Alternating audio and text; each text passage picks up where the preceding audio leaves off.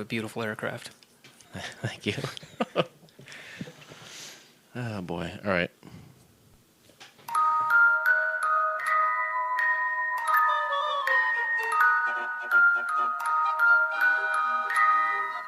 Fakakta Comedy Funhouse Network.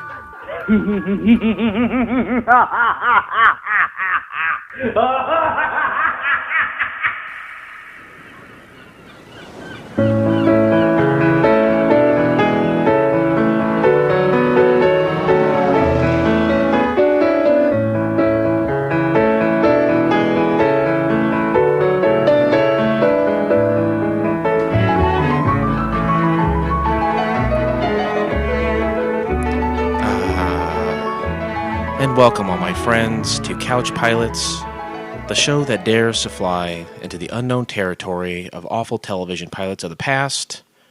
My name is Jason, a.k.a. the Bottle Cap Kid, and with me, as always, is my good buddy and easy lover, Blake Clayton. Hello, Blake Clayton. Good evening, sir. How are you? I have real mixed emotions tonight. Really? Mixed emotions? Yeah. Is it safe for you to fly?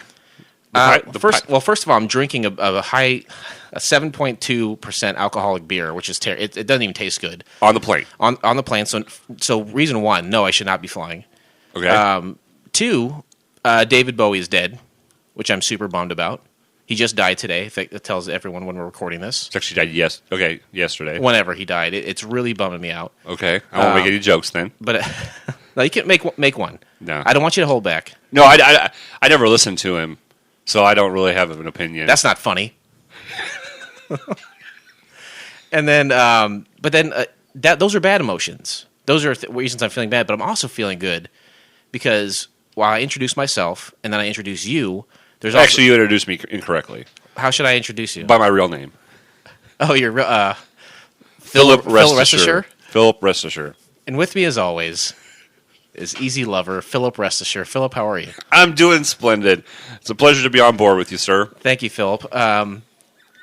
So there's a couple of introductions, but if people listen to the previous shows, and you could call those people frequent flyers, and I wish that you would call them that, people would say that's it. They're done introducing, and now it's time for 5 minutes or better of banter. But I'm not done. Okay, I'm not done, because there's more people here. There's one more right now. This is a cozy cockpit tonight. Well, we got some lap seats available for our frequent flyers. So I do want to introduce a very good friend of mine. His name is Matthew Phillips, and he is sitting in, and he had the great fortune or misfortune, depending on whether or not you've seen the show or not, of having watched The World Beyond, which is the show we're watching tonight. Matthew, how are you? Greetings. Doing really well. Good. You're not affected by the death of David Bowie as I am? Rest in peace. Rest assured in peace. I represent the portion of your audience that really has no idea how they got here, but are pleasantly surprised. Yeah, I would say that just about everyone who's listening to the show probably has no idea how they got here. Right. They probably... What button did I push? They probably meant to click on Drunken Lullabies. Right, exactly. Well, let me explain how Matt got here. Please. He has frequently listened to the show on a regular basis, and hence he has earned frequent flyer points. Yeah.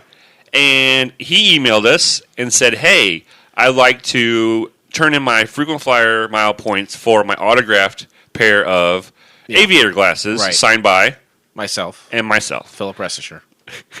Right. And I said, well, let me look at your account. Right. And so I punched up his account. That's a high-ticket item. Right. I saw that there's been a numerous email correspondence from him since episode 1. Yep.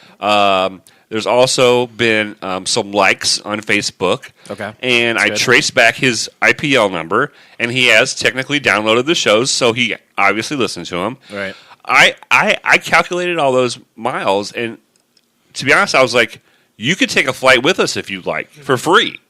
I would feel like the aviators would be more of a high-ticket item than actually sitting here with us. Am I wrong?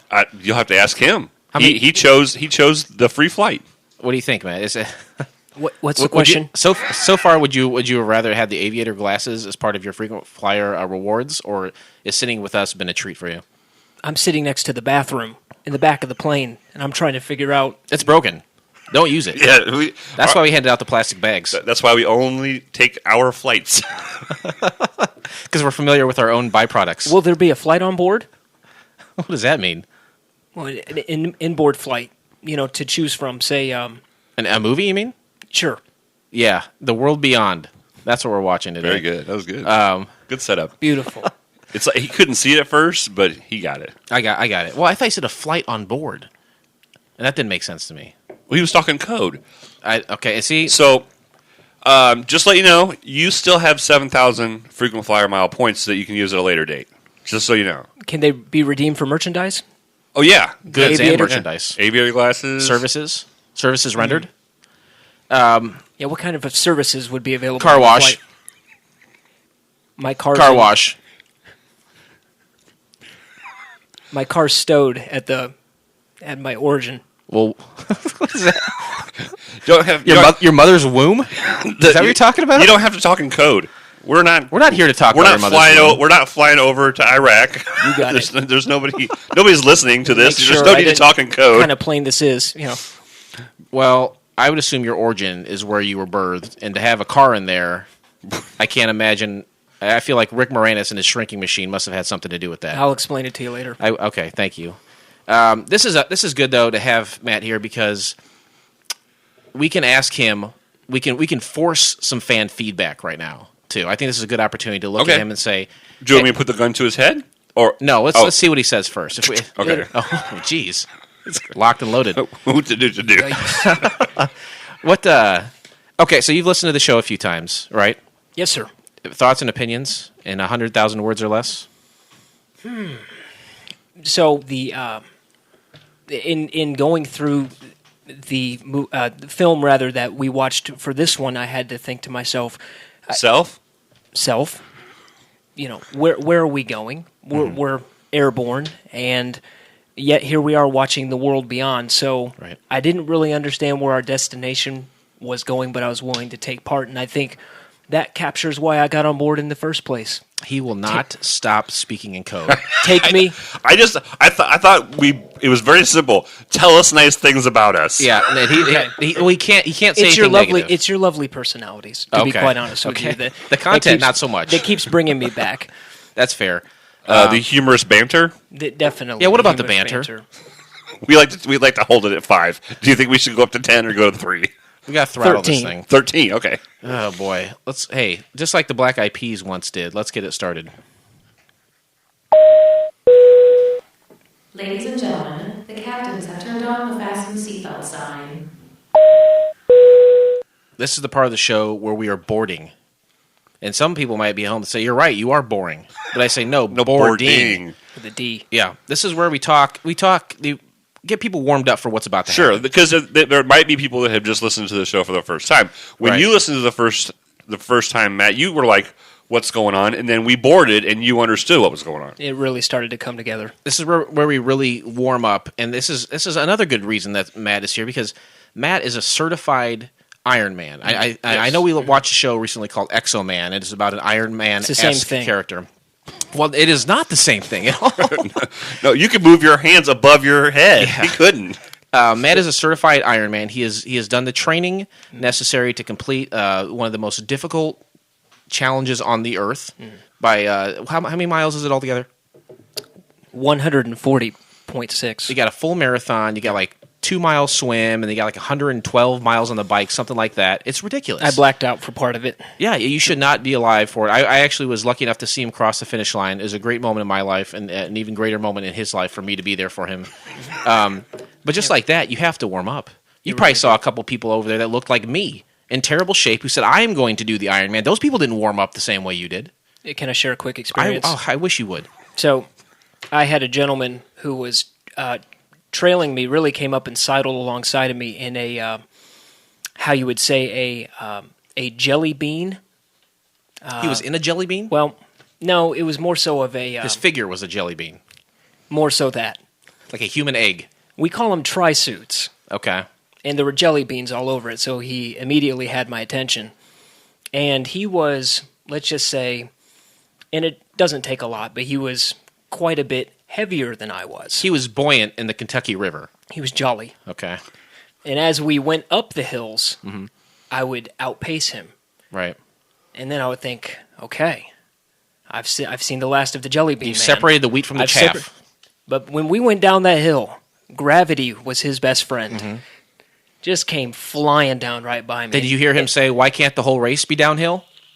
He said it without even saying it. Okay. He flew right by me, and this went on for probably the better part of 20 minutes. Well, you warmed up, and you're ready for the show. I am just like you warmed up and you're ready for the Iron Man. So Yes, let me tell everyone what we're doing on the show. Are you all right, Blake? Yeah, I'm fine. Okay, you're covering one eye. You have a sty? I want to be a pirate. Do you have a sty? No. Okay. Do you think pirates had sties and that's why they had eye patches?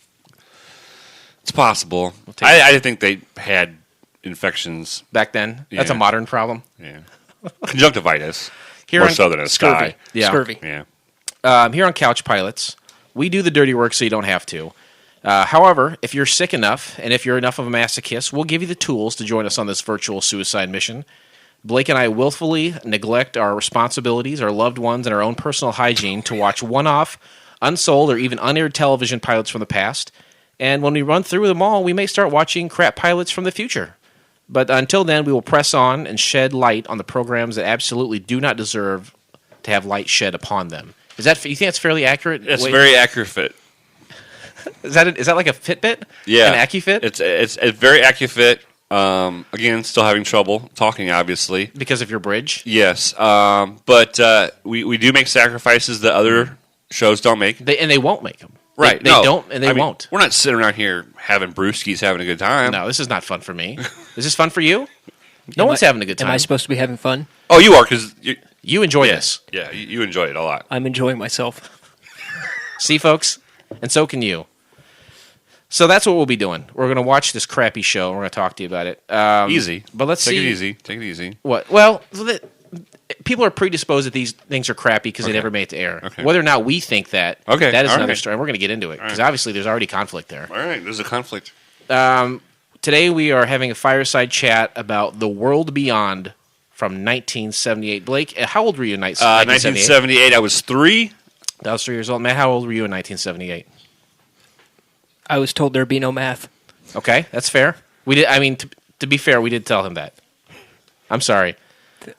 You were born in 82. Is that right? 1982? That's correct. Wow. So we'll say you're negative Negative 4. 4. Negative 4. And I was actually, he's got a birthday coming up. Really? Yeah, actually, when does this episode come out? This may come out on his birthday. It does not. What a birthday! What a birthday present. Well, you're not going to get it. This is after your birthday. I was born in 1981. So I would be negative 3 for this. Okay. -3, -4, and 3. Yeah, so just do the math at home for yourself. Sure. I think simply take the year you were born, right? Right. And then what do you have Minus the year of that was released. That sounds right. And that's what you're going to get. And you're going to get negative numbers sometimes. Yeah, and that may not be pleasurable for you to hear that there was a time before you were alive. Right. But there was. Because my mom probably was like 19. So, I mean, it could be as high as that. Yeah. Wow, I shudder to think. Blake, why did we choose to watch this episode? Was it simply because I forwarded you a blue link? No, you did forward me a blue link, but it met specific criteria. We have 3 criteria to have shows on. Matthew, do you have any idea what that criteria is? There's 3. Again, take math. I know we're asking you for a number, and you might equate numbers with math, but take the word mathematics right out of your head and just focus on what the requirements are. Don't number them or anything like that. 1970s. Right. Dead pilot. Mm-hmm. Monsters. Okay, so 1 out of 3, like Meatloaf said, ain't bad. Right, 1 out of 3 is not bad. And you kind of had the first one.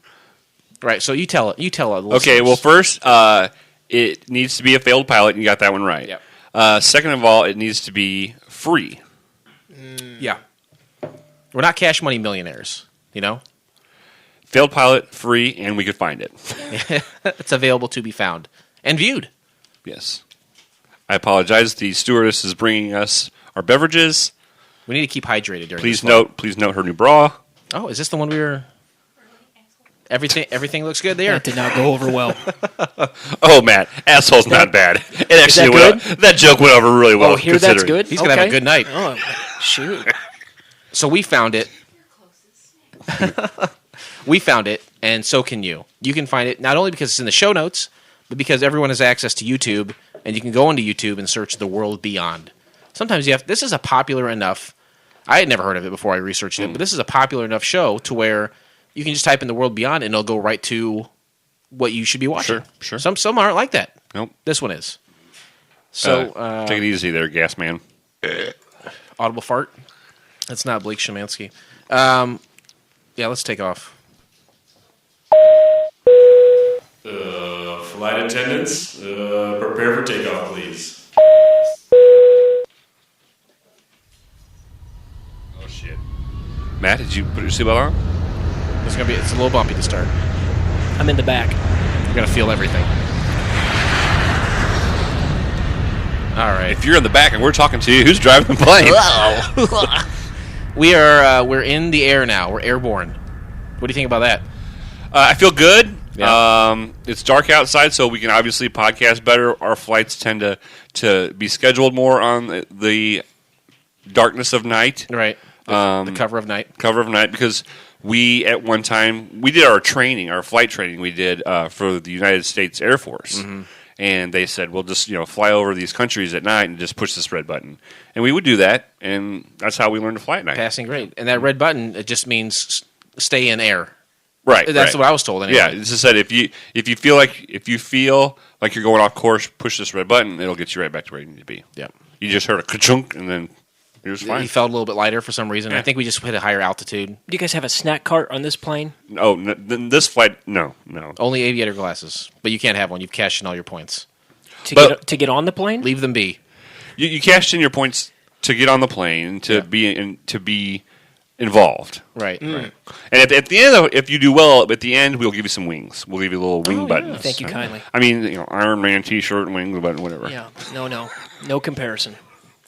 So when we take off on the show is when we talk about summaries of the shows, quick little 1 or 2 sentence summaries that are out there. And I'm going to read a couple here. A golem made of mud terrorizes a couple on a remote Maine island. That sums it up pretty well. From the pictures I saw, 'cause I don't watch these shows before I send them to you, Blake. Sure. I don't read a whole bunch. I don't do a lot of research. I just make sure they fit their criteria. That's right. And then I watch them later. So going into this, a golem made of mud. Just from the pictures I saw and the title, I had no idea that's what this was about until I started watching it. Yeah. Okay. Here's another one. In Jewish folklore, a golem is an animated anthropomorphic being magically created entirely from inanimate matter, which plays into the show quite a bit. In this case, mud. Sports writer Paul Taylor died while undergoing a surgical procedure, but was retrieved from the brink of death with his brush from the world beyond. It allowed him to communicate with the dead, and they would ask him as a living person to help them.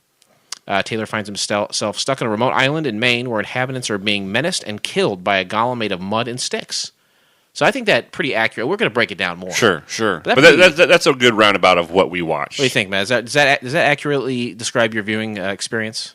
I would say, yeah, start to finish. What is it? Do you have notes here? Look at he's I've prepared. got a few notes. They're typed. Wow, that's nice. He's ready. Well, like the Iron Man. Oh, no, he's folding them back up. Don't be afraid. I do like to be prepared before I get in and mix it up. I really felt like, this might have been some real amateur conjuring that we were dealing with before we get into we didn't even really this. dig too deep in the movie. In this movie, it didn't really dig too deep to how it came to being. Yeah, but we'll dig into that in a second. Yeah, let me tell you guys some interesting facts, and whether or not they're interesting, we'll let you decide. The segment is called Interesting Facts right now, but it's not.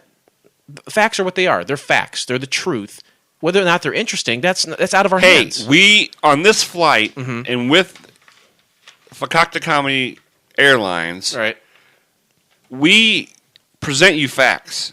Yeah. And it's up to the listener to decide if A, they're important, B, they're truthful, right, and 3, if it really matters at all in regards to what we're talking about. But that's not for us to decide. No. We also talked about how it doesn't matter what if the race, creed, gender, sexual orientation, poverty level, whether or not you have a foreskin. Everybody does. Well, some people have it removed. But you have it at one time. Everybody has it at one time. Okay. I Yes. imagine the Gollum didn't. A Mudskin, you think? My name is Mud. So we will present these facts as Jason's about to do, but we're not responsible for them. It's up to you as a listener to do your homework. I'm not going to tell you now, but at the end of the show, we'll tell you our email address so you can get a hold of us, and then you can give us feedback. But we don't want feedback regarding if you're upset that these aren't interesting facts. Right, because I would just respond to you. You weren't listening to the segment is called Interesting Facts, but it's up to you to decide whether or not that's the case. So that disclaimer aside, this first one will blow your mind. The World Beyond is the second of 2 pilots for an occult detectives television series. The first pilot, The World of Darkness, also starring Granville Van Dusen. I wish I had that name. You've got a great name, Philip. It's a money name. Philip Restisher is a great name. It is, but How'd you get that name, Blake? It's his name, Blake. Yeah, it's my name. It's your name, Blake? It's my name. We can't really discuss why it happened. Understood. Yeah. Who knows how any names are made, right? Fair enough. It premiered My on... dad's name was Restisher. It's a pretty good surname. Premiered on Sunday, April 17th, 1977. The World Beyond followed as a sequel on CBS Friday, January 27th, 1978. Did you guys feel like this was picking up from something else when it started? Did you feel like, we're missing a previous part of the story? Because I did not. I didn't feel like we missed anything. I felt like at the beginning they were very quickly trying to say, hey, this is how we got to this point. Very quickly. But they made it within the context of like the intro. Right. It seemed like the okay, here's a good example. I recently watched the first episode of Quantum Leap. It's all on Netflix. Sorry, Matt, I know you don't have Netflix. Okay. Netflix.com. And if you go to fcfnetwork.com, up at the top right, there is a donate button. And if you donate $7.99, we will get Matt. Please. He'll cash in the rest of his points. Yes. And then in turn, we will give him a And month. I'll turn in my aviator glasses. No, you can keep them. Will I need them to watch Netflix? Yes. Netflix is all 3D through aviator glasses. Very well. I know Quantum Leap is about a guy who jumps into other people's bodies in a tumultuous time in their life to try to correct or right wrongs. I know that's what that's about. But I always thought, what about the first episode of Quantum Leap?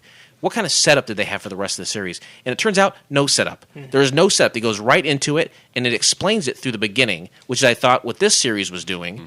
But that's not necessarily the case because there was a show before this. There have been both like TV specials that were supposed to go into a series. Did you feel like you were missing something, Matt, when you were watching it? Like when it first started, did you feel like, was there something before this I should know? Or did you feel like, no, I accept what's being given to me right now? I don't want to spoil too much here, so do cut me off. But I was really trying to piece together how a sports writer would have this intricate knowledge of the afterlife and the mystic arts. So yeah, that's fair. He's a writer.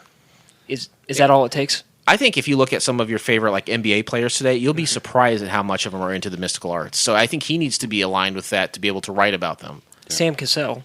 Sam Cassell not only looks, but is an alien. That's exactly where I was going with that. And as we all know, aliens are deeply involved in the mystic arts. While the movie might have been filmed in Ontario, Canada, the film takes place in Maine. About 3 minutes and 30 seconds into the film, you can see the name of the boat, Lover, and its home port of Winterport, Maine, painted on the transom. And I don't even know what that word means. That's the back of the boat. Okay. Oh, you're That's the Golem foreskin. Yeah, I used to be. I'm a pilot now, but I used to be a captain of a ship. Wow, Captain Restisher? Yeah, technically, yes. Let's not wash over the fact blowing my that mind. I think transom, like so many words in the English language, can mean two things. Blake says it's the back of a ship, and Matthew says it's the name of a mud golem's foreskin. Reinforcing this fact is Bernard Hughes' down east accent for his character, boat captain Andy Borchardt. This movie is also known as The Mud Monster. So facts. Facts. Take them or leave them. Jason provided you with facts. Me and Matt commented on facts. It's up to you to sort them out. Right. Just like God sorting them out in war, same thing. We don't have time. No, we can't do this. We can't hold your hand every step of the We way. gotta watch the show. We have to teach them to fish. Right. Right. Yeah. Very good. I like that. If we name these episodes, teach them to fish. Probably. Right. Usually this is where we get into the show specifics, and we're going to do that. But let's take a quick break here. We're going to listen to one of our other favorite shows on the Fakakta Comedy Funhouse Network.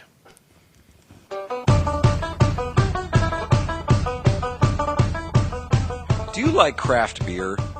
Do you like music? If you don't like either of those, I hope you at least like laughing. And if I've still got your attention, the reason I'm asking is this. I want you to check out my upcoming podcast called Drunken Lullabies. I'm joined by my co-host Blake Szymanski and a rotating cast of characters. We do beer reviews, play music by bands we think you need to know, make you laugh a lot, and hopefully get you tipsy right along with us. We'll be bringing you a new episode every Sunday, and we hope you'll close your weekends out with us at Drunken Lullabies.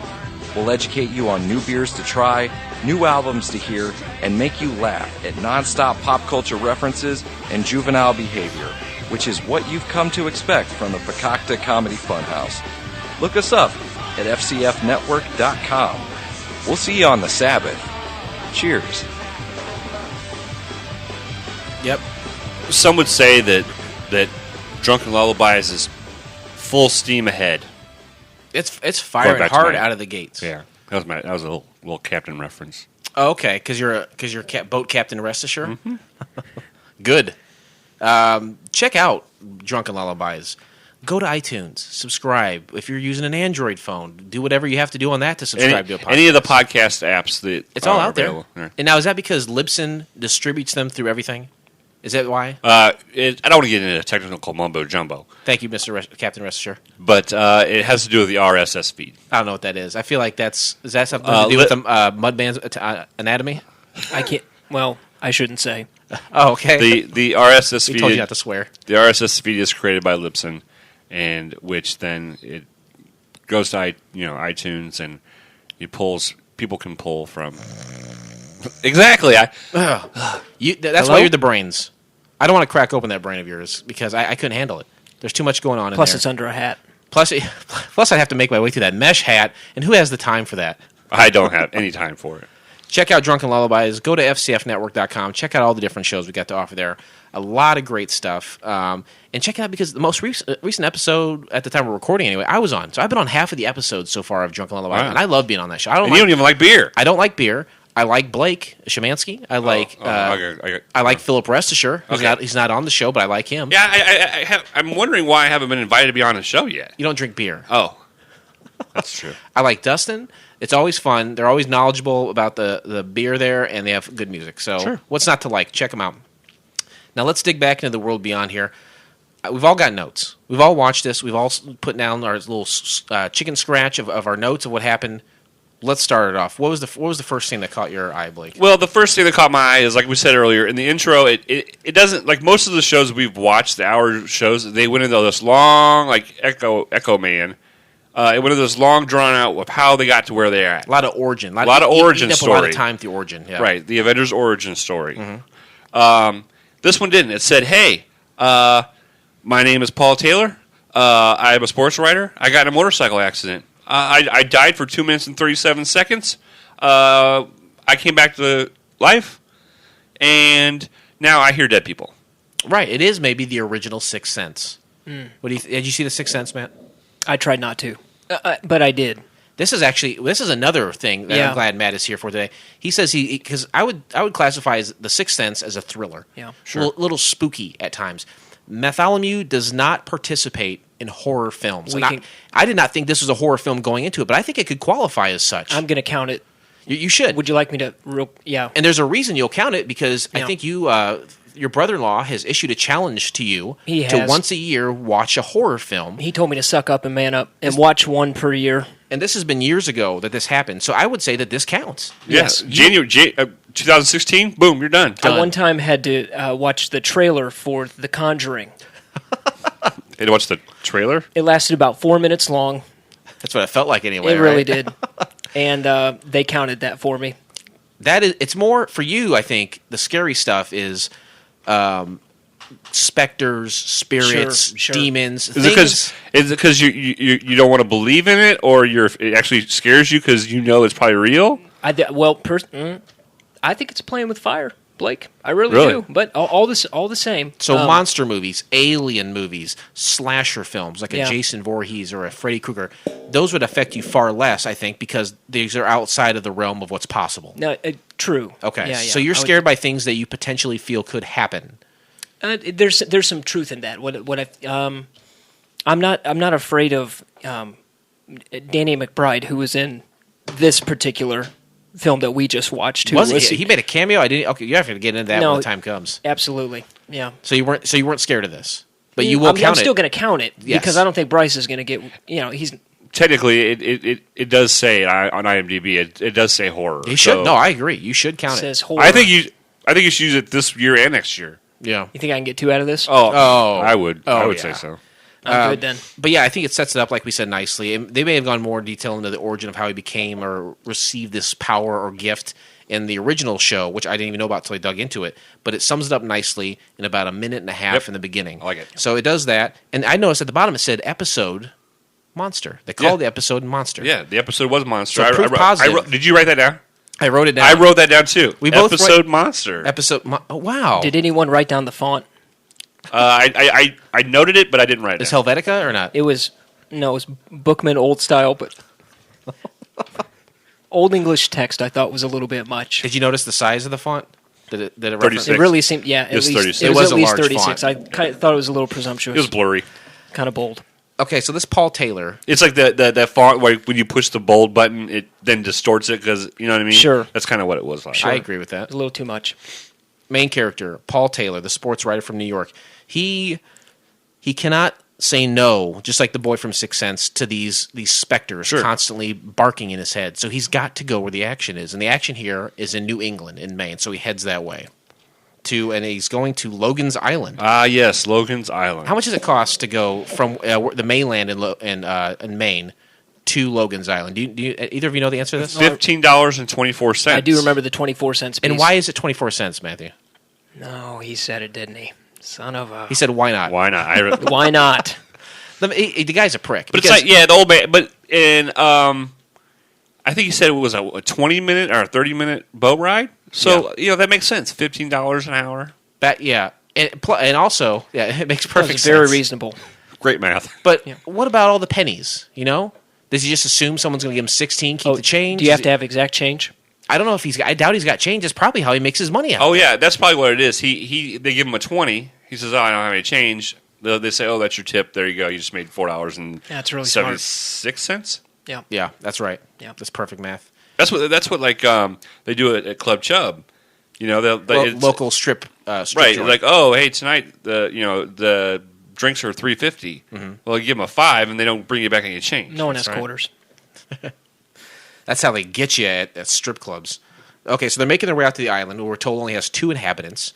And one of the inhabitants is the girl that's going out there. So you got Andy Bouchard, the captain. You got the girl whose name I never got. Her name was Marianne Vapor. Marianne Vapor. That's wow. it. Well, I thought it was Vapor. You wanted to hear the word Vapor. I kept hearing. I actually rewound it a couple times with my finger. But I thought it was Marianne Vapor, but it was actually Marianne Faber. Oh, Faber, right.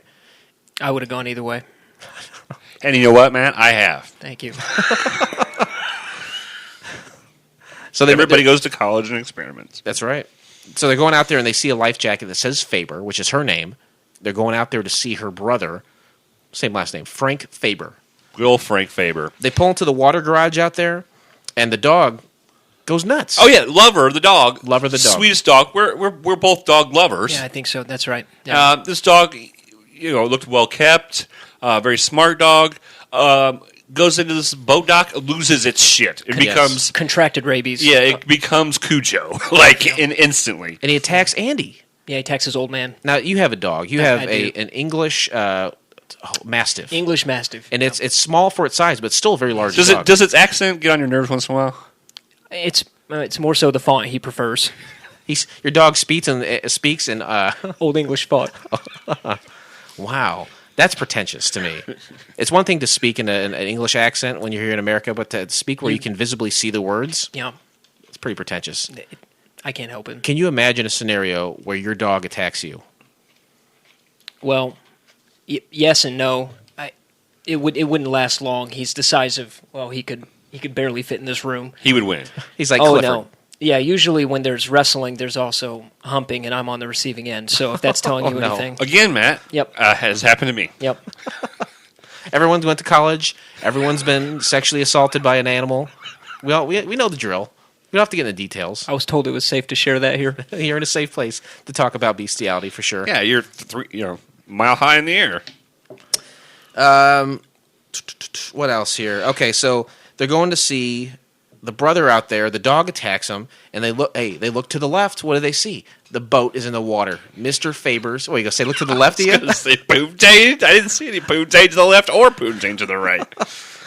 Yeah, they see his boat sunk. Yep. And instantly there becomes this monster growling sound that we become very familiar with throughough the whole show. Yeah, They play it up. Yeah, they really beat you over the head with this sound. Yeah. And that's actually the next thing that I have is eerie, haunting music. Yeah. Those are the next words I have after the boat being sunk. So Yeah. you and I are right on point with this. Oh, aren't we always? Yeah. That's why they chose us for the show. And that's why we chose Matthew to say, yes, you know what? You can be the first to cash in your frequent flyer miles. Thank you so much. You're welcome. I thought it vacillated between a morning constitutional and something out of like a Jason movie. It really was just. Yeah, it was very. Yeah, it really was. It almost felt like you should try to help whatever it was that was in distress. But Well, and that would've initially I thought maybe that's what they was supposed to be thinking is, hey, something's in distress. Quickly found out that's not the truth. Yeah. And please, Matthew, feel free. I know you've got a bunch of notes there. Jump in whenever you want with the notes. Okay? Appreciate that. Jump in whenever you want. Okay, so they get to Frank Faber's house. Again, one of only 2 residents on Logan's Island. They knock on the door. They see a big smear of mud on the door. Perhaps a chilling look into the future or things to come. But they didn't know. They don't know. just an unkempt house. Right. It could have been just a sloppy house. Right. I mean, I like to put myself on mute. The windows are all boarded up. There's mud, and of course, Paul has on loafers. Who doesn't wear loafers when they get on a boat and go Exactly. to see somebody they don't know who's whispering to them, Yep. "Help, Marianne Faber." That's who. Yeah. Okay, I'm thinking to myself, loafers, and with wearing those loafers, he becomes very susceptible to mud. Yeah. But And slippery. he's comfortable and stylish. Right. But not on the wall. How did it get on the wall? We'll find out. And we'll also find out that he's looking through books of spells and incantations. They get in the house. books. Yeah, and witchcraft books, too. Again, more weird noises. The camera... We forgot to say something. Okay. When you were discussing the act, we kind of got stuck when you said the actor's name. The actress who played Mary Ann. Do you have her name written down somewhere? I memorized it. I know Okay. her name is like Arian Faber, but the actress is Jo Beth Williams. Do you know what else she was in? It sounds like the girl. I know it's not, but it sounds like the name of the girl who is the sister of Marty McFly in Back to the Future. I don't know. Okay. She was in Poltergeist 1 and 2. She was the mom, Those would both okay. count for me. and she was in Kramer versus Kramer. Okay. That would also count. And those a few Did years. you have that in your notes? I did not have that in my notes. Okay, all right. That's like a few years after this. Her career. This must have been a launching pad because I wouldn't say this is a TV movie that would. I don't know. Like it only got better from there. You know what I mean? Anyway. Okay, so then they're in the house. There's mud on the door. The windows are boarded up. Then and then the camera leaves them, and it pans back to the water garage. And I know that's not what they're called. What is it called when you have a garage over the water where you park the boat? What is Pass. that? To pass? No idea. Is it a transom? A transom? Boat shed. Boat shed? That was, again, the foreskin of the mud golem. Why can't it mean that too, though? It already means back of boat. We have a lot of words that mean the same thing. Or You're right. 2 different things. So add that to the list. Yeah. Dock with a roof. Dock roof? Roof dock? Mm-hmm. Okay. Flooded garage. They go back there, and then you hear... Flooded garage. Yeah. It's good. Then you hear the dog. Oh, and the sounds of this, like I don't know how. There's only one way to record these sounds. It's the castration of a dog with no. Cutting off that transom. Oh, it was Are you horrible. suggesting inhumane? It was the 70s, and I don't know how else you could have gotten this recording. It was freewheeling times in the 1970s, how you could abuse animals. Sure feels like it.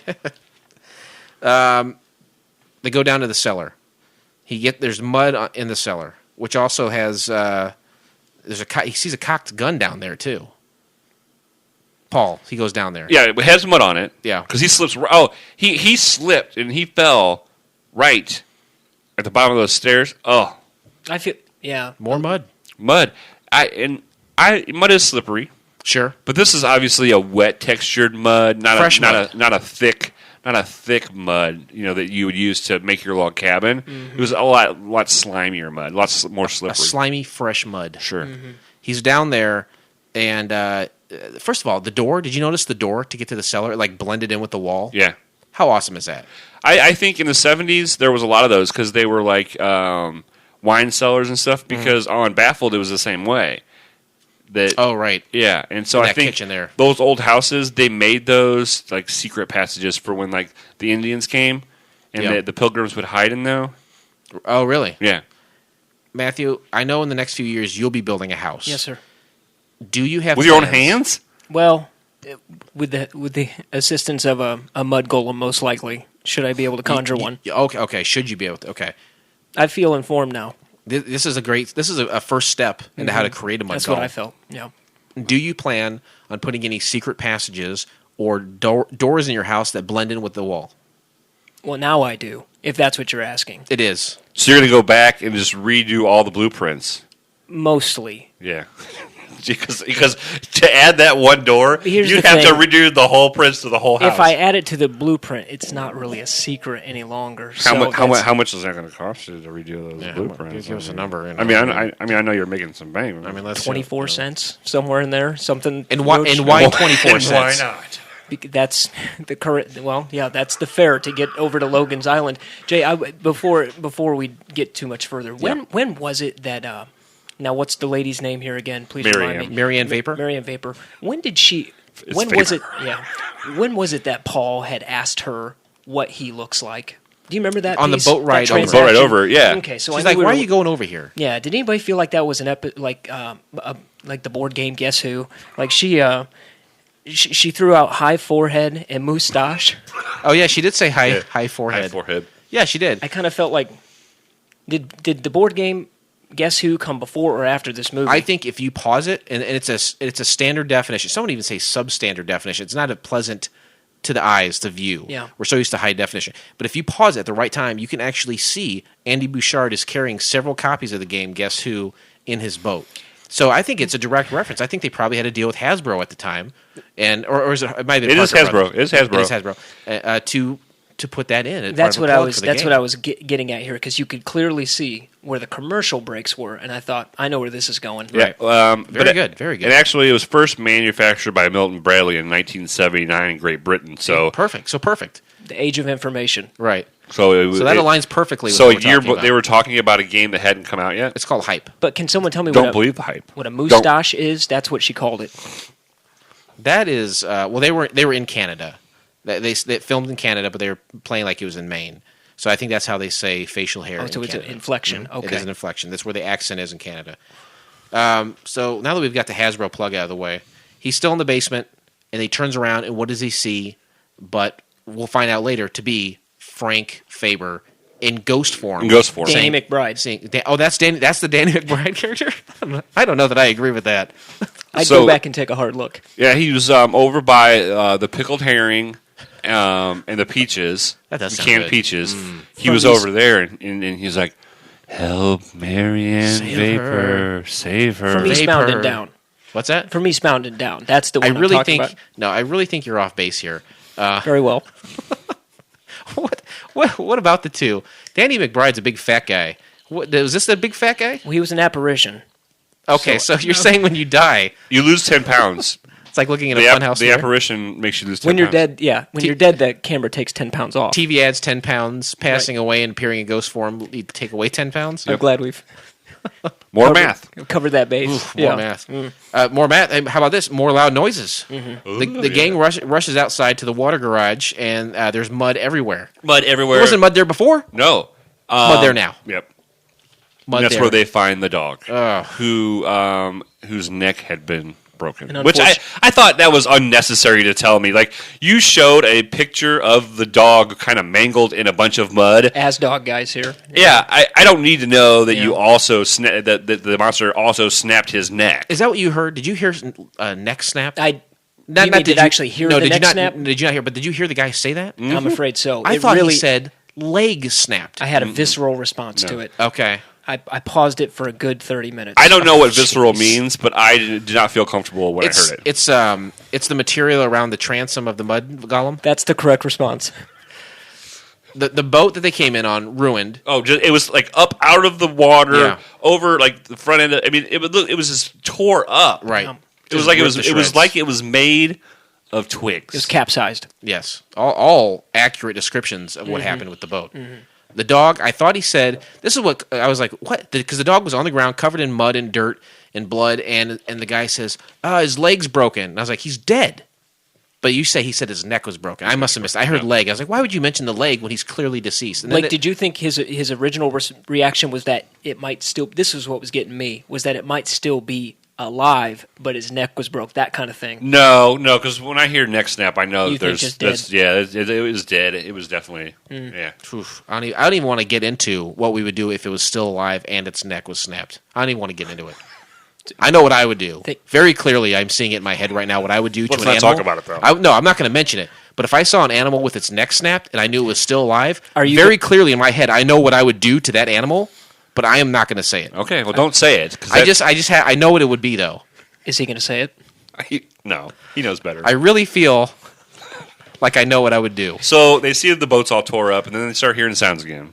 Yeah, they leave. They go back to the house for a second, and they're like, we got to, what do we do? We have to regroup. We got to go over to that dude's house. 2 houses here. We're in one of them. Right. Nothing's good here. Let's go to the next guy's house. And what happens on their way there? They hear more sounds, but then they see the stickman indention in the ground. And when I say it was like they put somebody.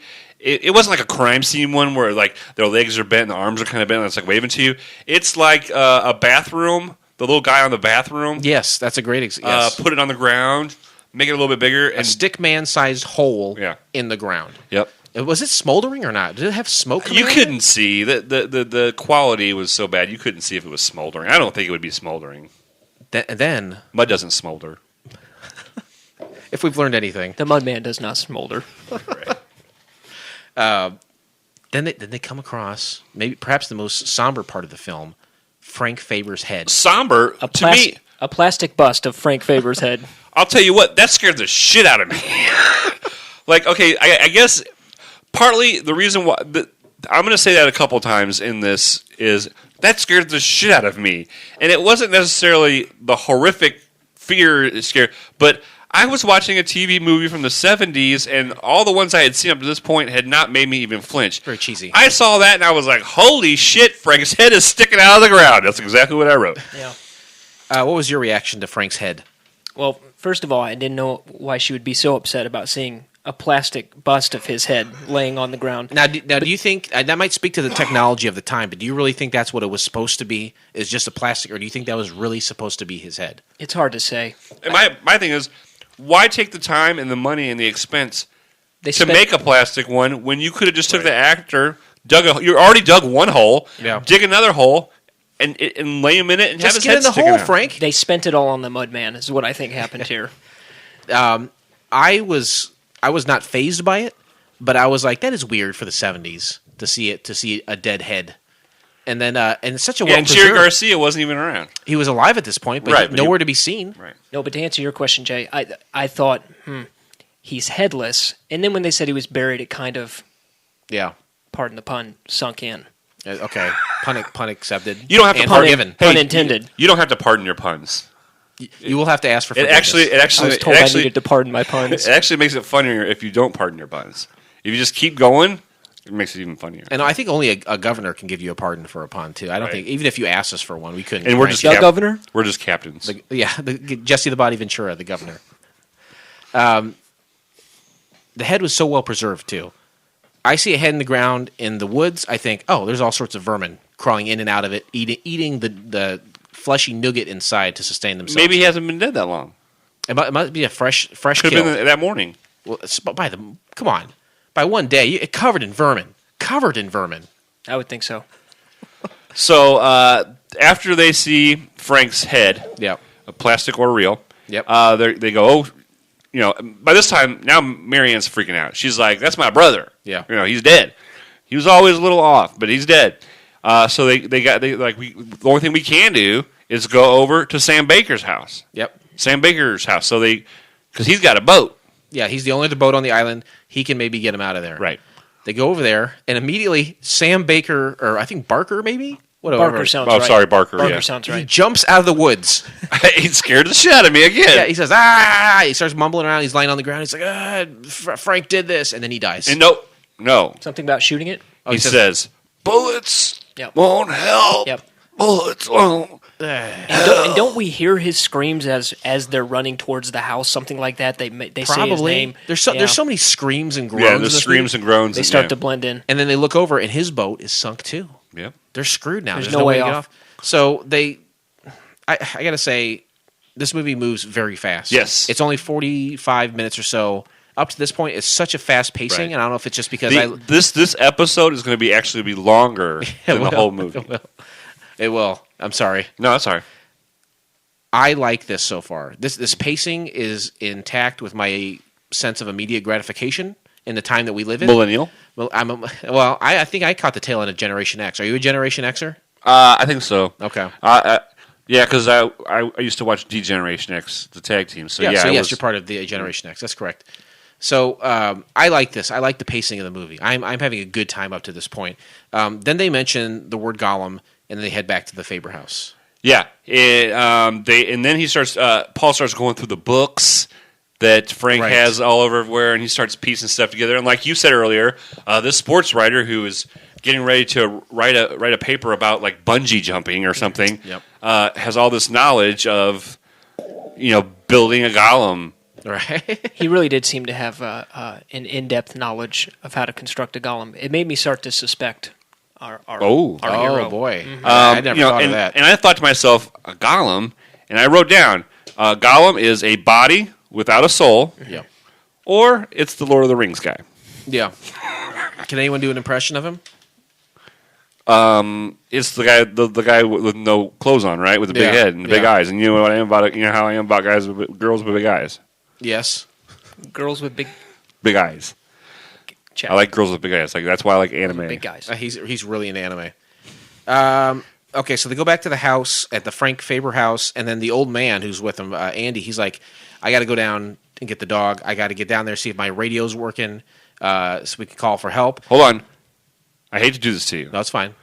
but I wrote down something that you didn't write down. So, the old man is like every old man that owns a boat and a dog. He drinks like a fish. Like, his life is in danger, and he's just wanting to know where the booze is, and he just in a 5-minute span, you see him drinking like 6 or 7 different glasses of like This is a whiskey. theme for this movie that he definitely perpetuated. Sure. And then throughout, after he goes, they keep drinking. Every time there's a lull in conversation, like, oh, I better get a drink. Yep, calm my nerves.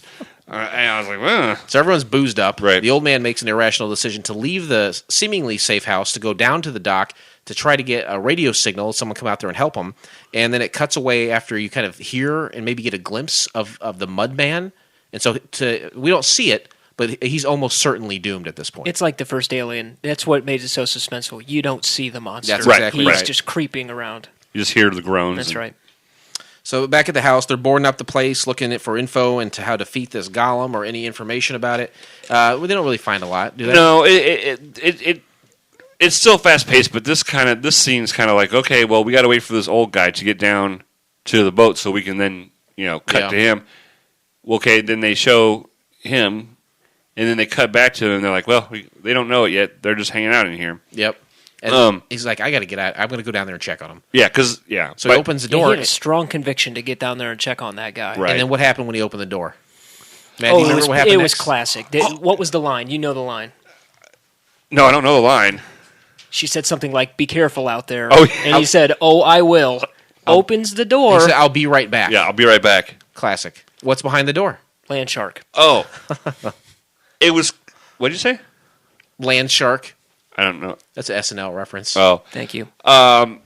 this muddy hand comes through the door, and it's like, and I was like, this is crazy.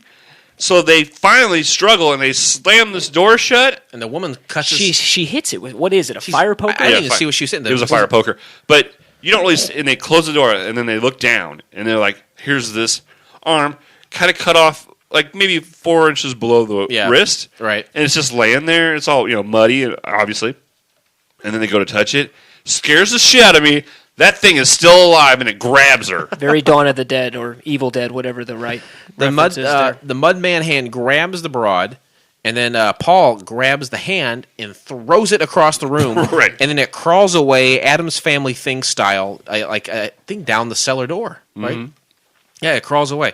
And then Paul's like, it's like, actually, I think it cuts to Andy then, doesn't it, after that? Or does Paul leave? I think he leaves. He leaves. But one thing we forgot to mention before he opens the door is they have a very. He starts asking very awkward questions of Marianne. Oh, yeah. He's like, he's zipping up his coat. He's ready to go out. He's like, married or single? What do you do for a living? What do you do for a living? Where do you live? And then she's like, how. And she's like, why? He's like, well, I'd like to know the people I'm saving or something like that. Leaving in charge. Leaving in charge. That's what it was. Yeah. And he kind of reveals, like, I'm here to save you. Is that how they built sexual tension at the end of the 70s? Yeah, and that's the thing is, it's like, just like in Baffled, you got to stick romance in it somewhere. Let's just do it at this awkward point. Yep. Real quick. It was a near-death experience, and that's true. Libidos are heightened. That's true. Okay, so let's see here. Mudhand is on the stairs. Blah blah blah blah blah. They start pouring. He goes downstairs to the basement, and the hand attacks him again, and he like throws it accidentally onto some salt, and the hand becomes engulfed in flames. It catches on fire. She's like, salt. This is table salt. Mm-hmm. Something is we can use this as a weapon. So they start pouring it all over the house, which I feel like is a very bad idea. Right. I'm like, he's got a bag of salt. I'm like, don't waste it. Here's an idea. Just put it in front of the doors. Yeah. If you're going to use it at all. Yeah. And then use the rest of it to go after him. I would be sitting there with 2 hands full of salt, just waiting for it to come at me, and then blah, blah. Right in his eyes. Exactly what I was thinking. 2 hands of salt. That's all you got to do. And then you got a bag sitting next to you. So the two of you got 4 hands of salt between you. Yeah. Thing starts coming, maybe you get back to back, 80s action movie style. And then as soon as it comes in, you hit it with the salt, you grab some more. You keep pelting that thing until it's gone. But they don't do that. Not even a little bit. No, he takes the bag with him. Isn't that right? He walks out of the house with a bag. This time he says, I'm taking this salt with me. I got to find Andy. I got to know what happens. He goes down there. Andy's dead. And at 37 minutes and 30 seconds is when you finally see the monster, the mud monster. You finally get a glimpse of it. You've heard about it. You've seen its hand, but you actually get to see the full mud monster whose arm and hand has come back. Regenerated. I didn't even notice that. Oh, yeah. He was back in full effect. We watched Exo-Man. They don't say the words Exo-Man in the whole show. They don't show you Exo-Man in action till about the last 15 minutes. Okay? That does not bode well for the show Exo-Man. This bodes well for this one. Like you said, Matthew, the Alien movie, where that was successful, is it kept you in suspense because you didn't see it till the end. That's what they did here. And to me, in my humble opinion, it worked. It was a slow burn. But what about when you see him, though? Maybe terrified. That's exactly what, terrified? I was terrified. I thought to myself, they took a fencing outfit and slapped some mud on it. Well, I was scared. I was still scared. I've already telephoned my mom, and I said, I'm sleeping on your floor tonight in your bedroom. I will not be at my house tonight. So if you want to rob my place, you're welcome to do so. I will not be there. So both of you can think on that. Thank you. So Paul goes out, looks for the old guy. He's dead. He's dead. There's a scene. We see him die, though. Is that right? We do see. We just see him. We see that he's dead. We see him. He's talking on the come in. But then he looks up and it was like, it's the Mud Man. And then you heard, and you assume, but you don't know. Right. And for my money, a main character does not die until you see them dead. And when I was taking my notes, I put old man. Monster kills old man, but I didn't finish. I didn't write kills old man until I actually saw it, and I went back on my notes and finished Encounters old man.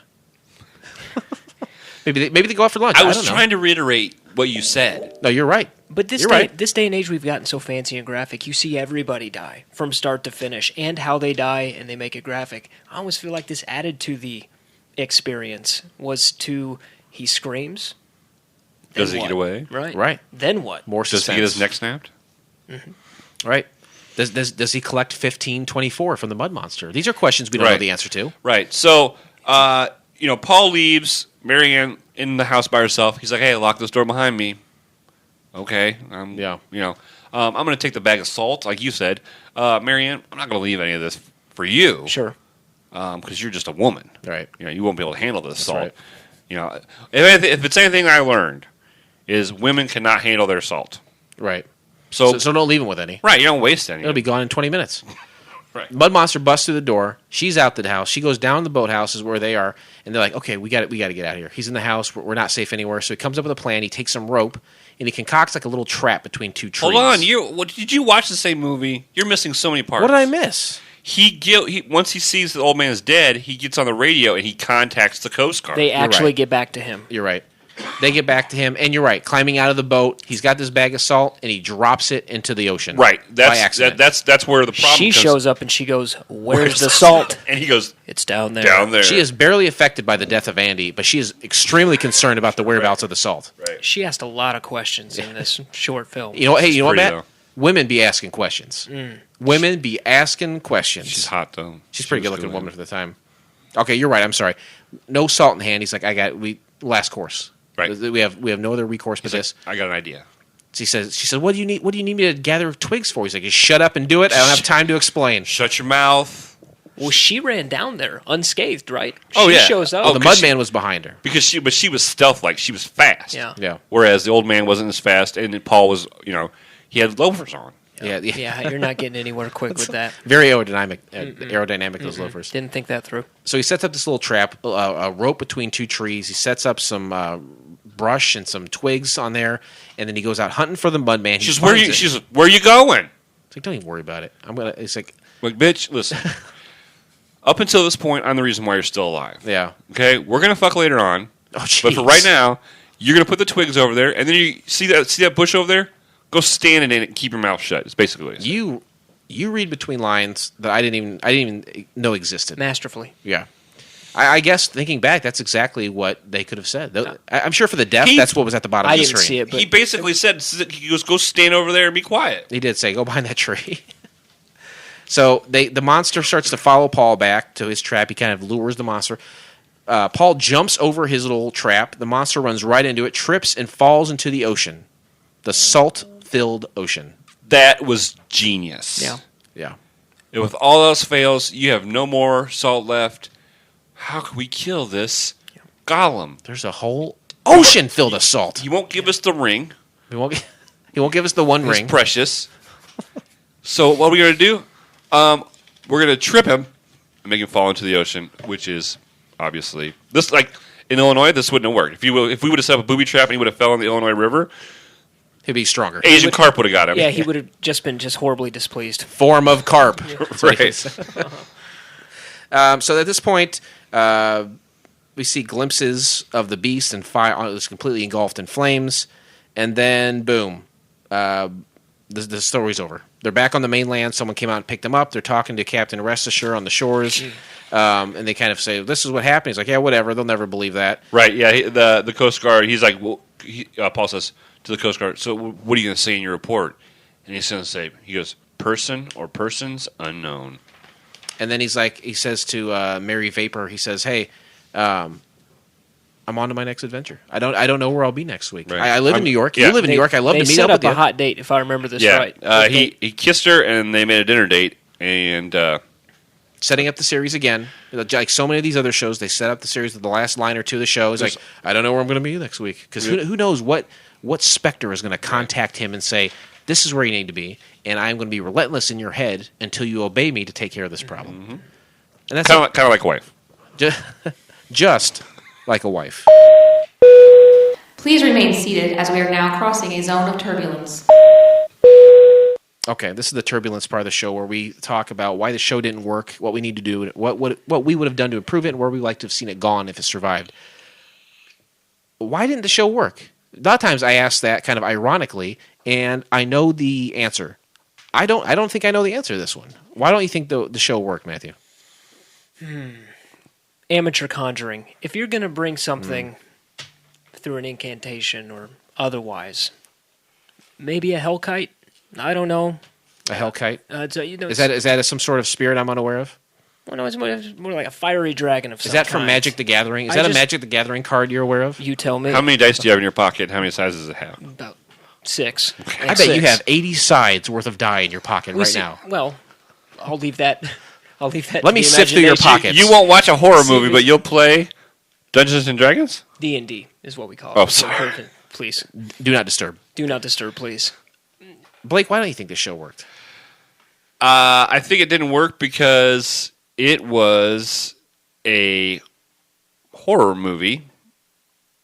Would have been a horror series. In prime time. In prime time. That's why it didn't work. And maybe too graphic and too violent. Yeah. Because more people were murdered this than all the other series we've watched combined. I think. Right. And even a dog.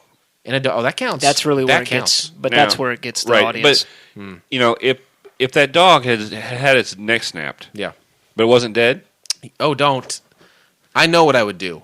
I hate to see an animal suffer. I didn't mean. I didn't even think about it. I didn't want to bring it up. Here's the thing, guys. You can have your neck snapped and still be alive, okay? But what kind of life is that? You can't. I think we have to let him decide. If it was still alive, it's up to the dog. If it was still alive, alive, up to lover. I know in my heart of hearts what I would do following that. Right. So for me, it was it couldn't go. It didn't get going anywhere because it should have been like a late night thing, weekly show or something. But like a movie of the week every few months. But not prime time. You're probably right. Probably too intense. Probably would have a tough time finding the advertising. Is that too many layers? I don't think too many people are interested in advertising a show where there's nothing but plastic busts laying in the woods. That's not suggesting someone headless. Right. Tums anti-acids don't want to advertise. Or guess who? It was all they could find. Yeah, Hasbro was on board. It's like plastic bust of a head. Our whole game is just a bunch of heads. Yes, yes, we will advertise. Well, I don't know. I don't. There's not a lot. I like this movie. It will definitely be reflected in my rating of the film. But what would I have done to improve it? I don't know if I could have done a lot to improve it. I don't know. I struggled because I know what the questions are going to be asked of me at the end of this. Yeah. Because I've done 9 of these with you now. And I was thinking to myself, what could I have done to improve it? The font, obviously. Unclick the bold, so it's more crisp. The lines are more crisp and it's more clear. Now, do you control that or not? Yes. You want the underline? Yeah. No. Don't underline it. Oh, no. Okay, I thought you were italicizing. That's Control I. You want the... I wasn't a Mac guy. Okay. It was clearly Old English with no but British feel to it at all. Right, but they had the bold. They pushed the bold. If they would have taken the bold button off, it wouldn't have been so... It was a little too much. Blurry, yeah. Like I said, I loved how it paced out at the beginning. I love the pace of it. Yeah. Good pace. I can see you have a lot more options for other stories. Right. As opposed to some of the other ones were kind of... You just had the same It thing. felt very similar to Baffled to me, where they both had these visions of things that were going to happen or things that they were drawn to do. This was definitely better than Baffled. It was shorter, it moved faster than that show, and it was a little bit more quote-unquote realistic because of the violent nature of things. Sure. And the only thing different about it from Baffled that I didn't like is that it didn't have a prepubescent girl become very attractive. Age very quickly and start wearing very short miniskirts. Yeah, that was definitely missing from this one. Anything else you could think of that you would like to do to improve this, Matthew? It certainly, the setup for me is important. In all seriousness, and I understand there was perhaps a movie before, just a movie before, but seeing it now, but he just seemed so desperately obedient to this apparition, this voice that he was hearing. Well, I think they were saying it pummels him about the head until he takes care of it. That's a really good point. They did Maybe say you that haven't been towards married the end. long enough. Is that coming? How long have you been married? Almost 9 years. Almost 9 years. And really, and it's... I don't have I don't see her as an apparition. Is that what you're? Congratulations. That's a successful marriage. Finally, we would like. Where would we like to see this gone if it survived? And I'll tell you, I did make a parallel to the show Baffled. And I don't think did you watch Baffled? No, sir. Okay. It was the first show that we did, and it started Leonard Nimoy, and he gets in like a car accident, and then all of a sudden he can see visions of the future, and he is drawn to those places again to kind of help out a situation. He kind of surveys what's going on and helps out. I would like to see a mashup of these two, Leonard Nimoy and this Paul Taylor guys in Van Heusen, Van der Heusen, get together and maybe solve crimes because they were both in the spiritual black arts realm. Yeah, but I didn't like the Leonard Nimoy. I don't think they had the money for Nimoy. They had to go with the plastic head of. But I really liked this. I really liked this show. But where would you like to see it gone if it survived? Well, you can go with other kinds of beings or monsters that he has to fight, but also you can even dabble in the apparitions that he hears and stuff, like, deal more with them as well. So you have those, and then his side job was being a sports writer. Yeah. Have him go to New York Knicks, the baseball game. Yeah, go to them see the or have him go back and investigate the Black Sox scandal. See, that's where I think I would go with it. Is that seeing the apparition? That's maybe mysticism enough that he's now going to solve a real world experience or something like that that he would be going into. Maybe some balance. Vietnam. Maybe he's going back to Vietnam. Stop Vietnam. Stop World War I. Mm-hmm. What if Leonard Nimoy's character passes away and comes back as a ghost, and he helps him as his ghost sidekick? No, because Leonard Nimoy did not do a good job. Can they afford Leonard Nimoy? Gallagher did a great job. You're right. They may have not had Nimoy money. All right, let's take this thing. We're going to start to make our final descent here. Ladies and gentlemen, as we start our descent, please make sure your seat backs and tray tables are in their full upright position. I'm sorry. I apologize to the stewardess as well. Can you go ahead and just check the gauges on fuel? We're good? Checking the gauges here involves me pressing a series of buttons. Well, how about you check the one and I'll check the other button. Okay. On 3. Well, you do it first because if we do it at the same time, it might clog the gauges. Okay. So go ahead. All right. Count it down. 3. Oh, but, hey, you know what? You paid. You paid. I certainly did. You count it down. Yeah. 3, 2, 1. Okay. Hold on. I'm getting a reading. Oh yeah, we're fine. Okay. Everything's smooth. All right. And I would hope so. I mean, it's smooth for us. Maybe not smooth for this because critic reviews. Actually, I take that back. These are actually decent reviews. Critic reviews. I couldn't find any critic reviews. This is something. It seemed like something that was straight up Dave Sindelar's his ballywick. Right. Dave Sindelar, Matthew, is a guy who has watched a lot of old pilots from the past and rated them. They usually fall in the sci-fi realm. Mm-hmm. I didn't see his review on this. He may not have done. I saw. Do you think he died? Dave Sindelar. Is he still with us? No, he's gone. He may be. I wish he could have shown up in the film, one of the later series. Mm-hmm. Anyway, IMDb gives it a score of 7.7. Mm-hmm. That's pretty good. That's really good. It's pretty good. Nothing on Rotten Tomatoes. IMDb alone, there were 23 reviews. I'm not going to get into the depth of the reviews, but I'll read you the titles of them. Sure. Gave me nightmares. It was so scary. 8 out of 10 stars. It was so scary. Yeah, it was so scary. Sounds like a breakfast cereal. Mom, give me some milk for my scaries.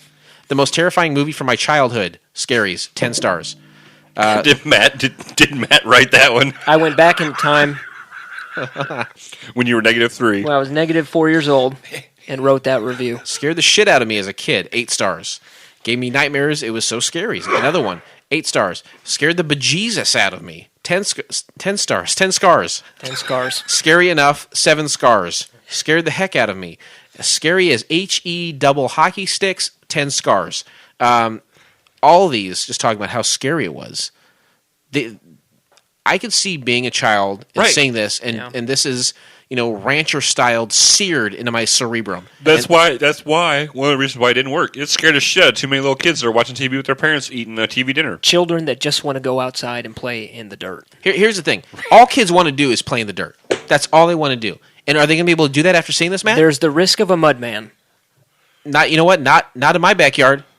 I can see a lot of people. This is probably the launching pad for the Brady Bunch, too. After this, they probably said, you know what, let's astroturf the backyard so all the viewers at home don't think a mud golem could appear from our backyard because there's no mud back there. I was just thinking that salt might have spiked.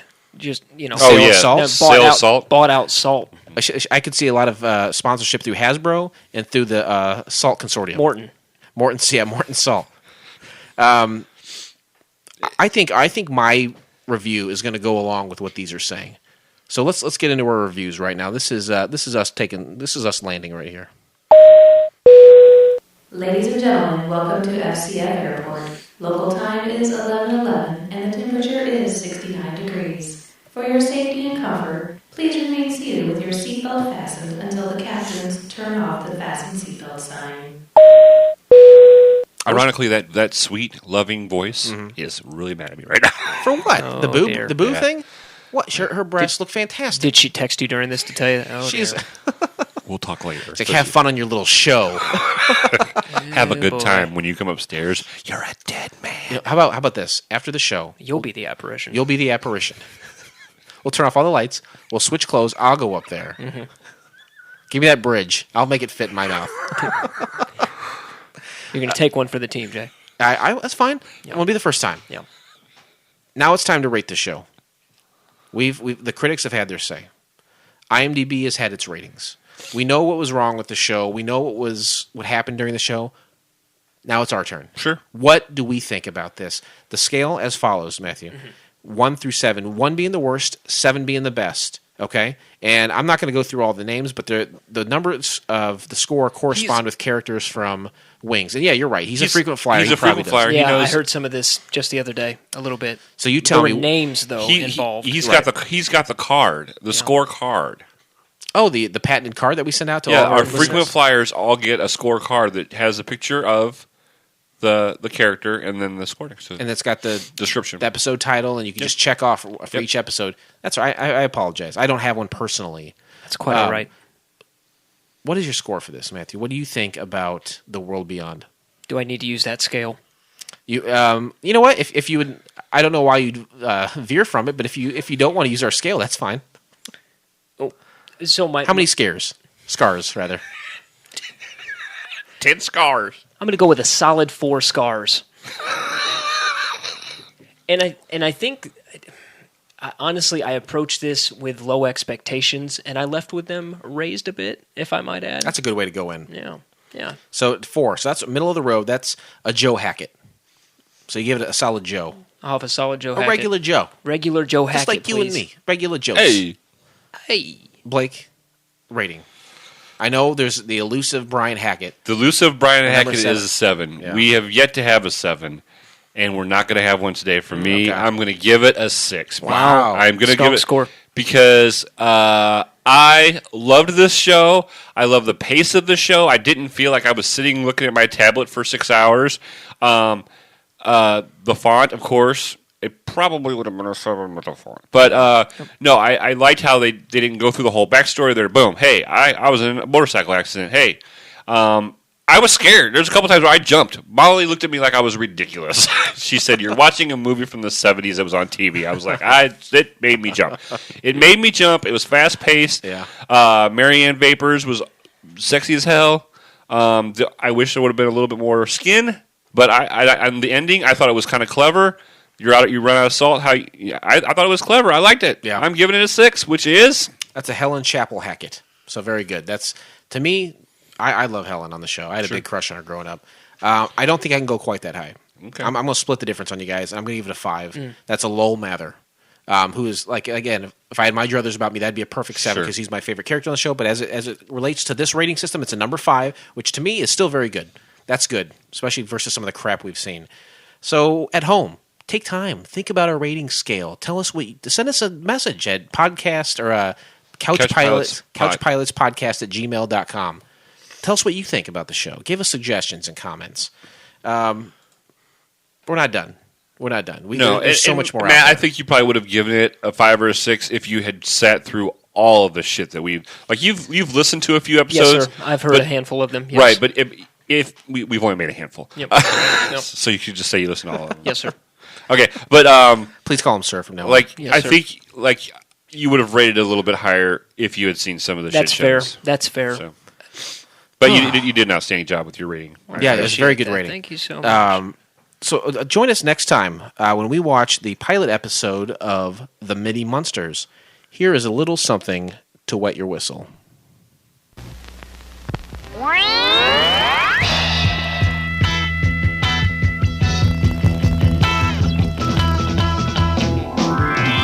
The Saturday Superstar movie. Hey,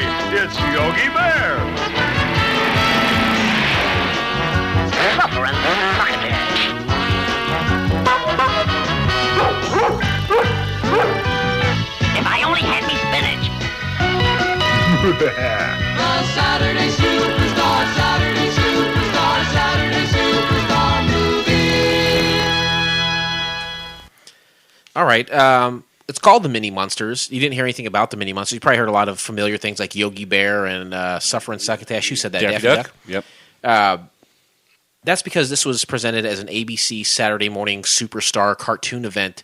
And again, each individual episodes of these things, they were new and different ideas that were potentially to be launched in a series. Yeah. So the show that we saw, the Mini-Munsters, didn't really have a great trailer, but this was out there. This is a commercial you would have seen for it in the 70s, so I thought it would have been appropriate. And it's going to be our first cartoon. Yes, which I'm excited for. You can find the entire episode on YouTube by simply searching the Mini-Munsters or go to our show notes because we always post them. And I think are we using red links now? No, we're using blue links because blue links are the only links you should click on. Okay. I agree with that. I do like the blue links. Check out all of our blue links in our show notes. Oh, there's quite a few. There's blue links to our iTunes page. Right. There's blue links to our Facebook page. There's blue links to FCF Network. There's going to be blue links to all like the actors or anything for certain things that we pick out for this. Right. There's going to be blue links to this episode. There's going to be to the World Beyond. Right. And there's a blue link to the Munsters. That's right. And for every show in the future, we're going to do just a virtual sea of blue links. If you see a lavender link, don't click it. Yeah, and honestly, sometimes hackers are out there and they'll put in lavender links. That's not for you. Yeah, you don't. Whatever's on the other side of that link, no matter what it says, if it reads something out, you don't want what's on the other side. Powerball numbers for next week. Nope. Click here. No, do not click on that. I made that mistake. Yeah, is that why your house hasn't been built yet? Sheer luck that I'm here. Contact the show, again, at couchpilotspodcast@gmail.com. Give us your suggestions. Give us ideas. Give us, if you have a show that you'd like us to check out, something that you know about that we haven't investigated or looked into yet, let us know. We'd be more than happy to, at the very least, look into it. And also, if you do email us, like Matt did, frequent flyer miles. Yeah. You'll get points. And, we want to hear from you guys. And girls. But we want to hear from... Okay. Yeah. Single girls for Jason. No, but we want to hear from you. We're enjoying doing this. We feel like we're providing a service that people can't really live without. And it's so cheap, too. We're only asking $5 per episode. No. We don't charge at all. It's free episodes? Free episodes. Everything on FCF is free. Wow. Free content. So all we're asking in return is that you just email us and let us know. Matt, you did that. And yes, how has it changed your life? I mean, you have a bank full of frequent flyer miles. Well, how much time do I have? So I feel like we're wrapping up. But in all honesty, thank you both. You gentlemen are putting out a really quality product here, and you're doing something that's probably not even been close to done before. I don't think it's been done. Reaching back into the past and using your guys' experience to really pull out this quality content. So thank you, gentlemen, for having me. It's been fun. That is the fan feedback I was fishing for earlier. Right. So thank you. You're welcome. And here's a little question for you. Go, sir. The actual brain of the P that started the show was the idea of us doing a Golden Girls podcast where we watched episodes of the Golden Girls. How long would that last? Forever. 7 seasons. It would seem like forever. And, this probably is a more wider, more entertaining brand, don't you think? Oh, I would think so. Man, I don't know. Yeah, I think people who are well-versed in Golden Girls would probably be like, I know the episodes that I like that are the best, and I would only tune in for those. Like if there's a Saved by the Bell podcast, I'm sure there is, where I would only tune into the one where Jesse takes all those caffeine pills. That's the only one I would watch. So I'm glad we're doing a wide scope of things because not only have you probably not heard of these things, but you can experience it with us for the first time. And it has to be your favorite episode of that show because it's the only episode. Right. So you're right. It's more variety, more of an original idea. We're having a great time doing it. I had a great time with you here today, Matthew. I'm so glad that you decided to come out and join us for it. Thank you for having me. Honestly, I enjoyed the flight. Good deal. Good. We also, next week, the Mini-Munsters will also wrap up our first season. No, I think we have one more after that. No, that'd be 10. I remember hearing 10. Okay. There you go. Matt, thank you for knowing what we have going on as opposed to the host of the show. I do what I can. check us out on FCF Network. Check out all the shows, the song Inside and Out, Drunken Lullabies, Sex with Heather, the flagship show, IBWIP. Check out S&M Radio. And honestly, we've been talking to a few other people. I think we're going to have a couple people be joining our network soon. So keep an eye out for that, too. All that and much more online at FCF Network. And I tell you what, this flight today, or this pilot rather, a little bit rough, but it's always smooth sailing here on Couch Pilots. We'll see you next time. Thank you, everybody. See you later, guys and gals. On behalf of Couch Pilots and the entire crew, we'd like to thank you for joining us on this trip, and we are looking forward to seeing you on board again in the near future. Have a nice day.